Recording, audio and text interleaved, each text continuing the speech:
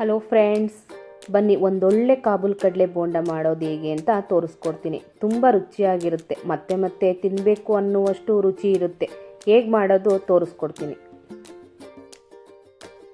Ingredients ಬೇಕು ಅಂದರೆ ಒಂದು 3 ಅವರ್ಸ್ ನೆನೆಸಿಟ್ಟಿರೋ ಕಾಬೂಲ್ ಕಡಲೆ, 1 ಕಪ್ಪು ಕಡಲೆ ಹಸಿಟ್ಟು, ಅರಿಶಿನ, ಈರುಳ್ಳಿ, ಮೆಣಸಿನ್ಕಾಯಿ, ಕೊತ್ತಂಬರಿ ಸೊಪ್ಪು, ಉಪ್ಪು, ಅಕ್ಕಿ ಹಸಿಟ್ಟು 1 ಸ್ಪೂನು ಇಷ್ಟು ಬೇಕು, ಮತ್ತು 1 ಚಿಟಿಕೆ ಸೋಡಾ.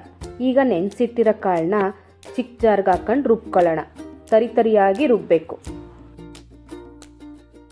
ಈ ಥರ ತರಿಯಾಗಿ ರುಬ್ಕೊಂಡಿದ್ದೀನಿ ಕಾಬೂಲ್ ಕಡಲೆನ. ಈಗ ಒಂದು ಬೌಲ್ಗೆ ಹಾಕೊಳ್ಳೋಣ. ಈಗ ಹಿಟ್ಟು ಮಿಕ್ಸ್ ಮಾಡ್ಕೊಳ್ಳೋದಕ್ಕೆ ಹೆಚ್ಚಿಟ್ಟಿರುವಂತಹ ಈರುಳ್ಳಿ, ಮೆಣಸಿನ್ಕಾಯಿ, 1 ಕಪ್ಪು ಕಡಲೆ ಹಸಿಟ್ಟು,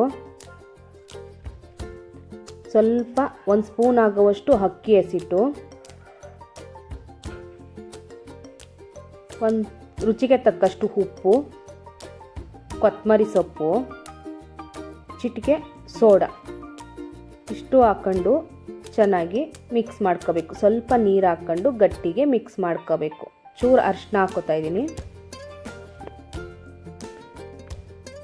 ಈಗ ಇದನ್ನು ಮಿಕ್ಸ್ ಮಾಡ್ಕೊಳ್ಳೋಣ. ಚೆನ್ನಾಗಿ ನೀರು ಹಾಕ್ಕೊಂಡು ಮಿಕ್ಸ್ ಮಾಡ್ಕೊಳ್ಳಿ.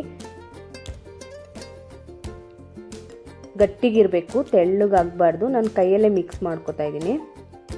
ಈಗ ನೋಡಿ ಚೆನ್ನಾಗಿ ಮಿಕ್ಸ್ ಮಾಡ್ಕೊಳ್ಳೋಣ. ಈಗ ಮಿಕ್ಸ್ ಮಾಡ್ಕೊಂಡು ಆಗಿದೆ.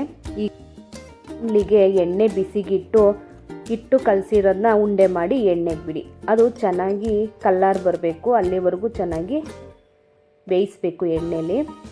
ಈಗ ನೋಡಿ ಎಷ್ಟು ಚೆನ್ನಾಗಾಗಿದೆ. ತುಂಬ ಟೇಸ್ಟು ಚೆನ್ನಾಗಿರುತ್ತೆ ಫ್ರೆಂಡ್ಸ್. ಒಮ್ಮೆ ಟ್ರೈ ಮಾಡಿ, ನಿಮ್ಗೆ ಇಷ್ಟ ಆಗುತ್ತೆ. ನೋಡಿ ಈ ಥರ ಕಂದು ಬಣ್ಣ ಬರೋವರೆಗೂ ಚೆನ್ನಾಗಿ ಬೇಯಿಸಬೇಕು. ಈಗ ನೋಡಿ ಬೋಂಡ ಆಗಿದೆ. ಎಷ್ಟು ರುಚಿ ಇರುತ್ತೆ ಅಂತಂದರೆ ನೀವು ಒಂದ್ಸಲ ಮಾಡಿ ಗೊತ್ತಾಗುತ್ತೆ.